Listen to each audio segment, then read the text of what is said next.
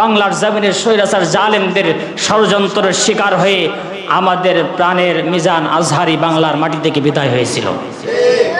আবার এসেছে বীরের বেশে কোরআনের ময়দান থেকে যে জালেমরা বিদায় করে দিয়েছিল, সেই জালেমেরা এখন নাই, আজহারি আবার দেশে আসছে।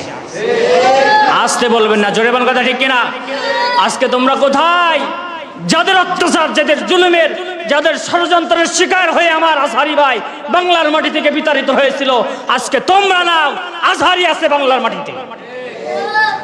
তোমরা নির্মূল হয়ে যাবে, কোরআনের মুফাসসিররা দেশে আসবে, তোমরা দেশে থাকতে পারবে না।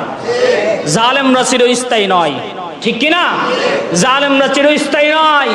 শর্ট করে ঢুকে পড়বা, ঢোকার কোনো সময় হয় নাই। আমার আজহারি দেশে ঢুকে গিয়েছে, আলহামদুলিল্লাহ বলেন, আলহামদুলিল্লাহ বলেন। আজহারি আবার দেশে এসেছে, আজহারি আবার দেশে এসেছে। কোরআনের ময়দানে মন খুলে আমার যুবকেরা কথা শুনবে, আমরা কথা শুনবো, বলি আমিন। আজহারির জনপ্রিয়তা যদি এই থাকে, স্বৈরাচার জালেমেরা আজহারির জনপ্রিয়তা এই যদি থাকে, তাহলে বিশ্ববরেণ্য মুফাসসিরে কোরআন আল্লামা সাঈদী যদি একটাবার বাংলার মাটিতে তাফসীর করার সুযোগ থাকতো, বাংলার মাটিতে এমন কোনো মাঠ ছিল না যে মাঠে আল্লামা সাঈদীর জনপ্রিয়তা লোকদেরকে, ভালোবাসার লোকদেরকে জায়গা দেওয়ার মতো কোনো মাঠ বাংলা মাটিতে ছিল না, ঠিক কিনা বলেন? সেই আল্লামা সাঈদী চলে গিয়েছেন, আমরা তার জন্য দোয়া করি আল্লাহ রাব্বুল আলামিন যেন তার কবরকে রওজাতুম মিন রিয়াজুল জান্নাহ দান করেন, বলেন আমিন। সেই জামানার কাফেরেরা যেমন রাসূলুল্লাহর বিরুদ্ধে ষড়যন্ত্র করেছিল, আমার রাসূলুল্লাহকে বের করে দিবে, এই বাংলাদেশের তাফসীর জগতের উজ্জ্বল নক্ষত্র ডক্টর মিজানুর রহমান আজহারিকে বাংলার স্বৈরাচার জালেমেরা ষড়যন্ত্র করে বাংলার মাটি থেকে বিদায় করেছিল। আসতে বলবেন না, জোরে বলেন কথা ঠিক কিনা? সেই ষড়যন্ত্র ছিল কাফেরদের। কাদের বলেন? কাদের? কাফেরদের ষড়যন্ত্র ছিল সেই জামানার বের করে দেওয়ার। আজহারি আবার এসেছে, আমির হামজা আবার ফিরে এসেছে। আমির হামজা যেখানে মাহফিলে যায়, আমির হামজা যেখানেই মাহফিলে যায়, সেখানেই হাজার হাজার লক্ষ লক্ষ জনতার ভিড়। আর আমার আজহারি যদি আবার কোরআনের ময়দানে কথা বলতে শুরু করে দেয়, বাংলাদেশের এমন কোনো মাঠ নাই যে মাঠে আজহারির লোকের, জনগণের জায়গা দেওয়া সম্ভব। আসতে বলবেন না, জোরে বলেন কথা ঠিক কিনা? তোমাদের স্বৈরাচার জালেমেরা সমাবেশ করতে লক্ষ লক্ষ হাজার হাজার কোটি টাকা খরচ করে লোক এক জায়গায় করতে পারতে না।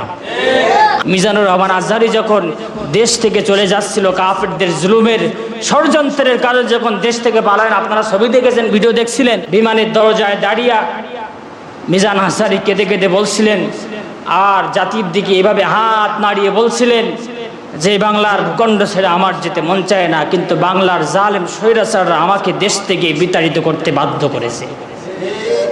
আসতে বললে হবে না, জোরে বলেন কথা ঠিক কিনা? মিজান আজহারি কম কষ্টে দেশ ছেড়ে যায় নাই।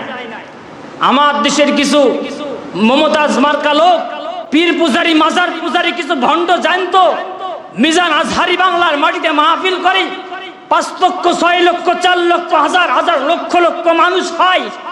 এভাবে যদি আজহারি বাংলার মাটিতে থাকতে শুরু করে দেয়, মমতাজের বাউল আর ফাউল গান বাংলার মাটিতে চলবে না, মাজার পূজারি, পীর পূজারি, ভণ্ডদের পীর পূজারির ব্যবসা চলবে না।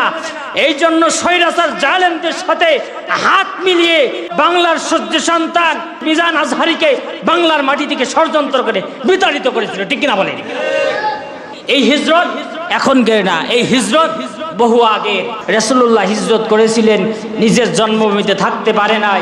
আমার মিজান আজহারি বাংলাদেশে থাকতে পারে নাই, কারণ রাসূলুল্লাহর মতো কোরআনের দাওয়াত দিয়ে জাতির সামনে হক কথা তিনি বলতেন, ঠিক কিনা বলেন?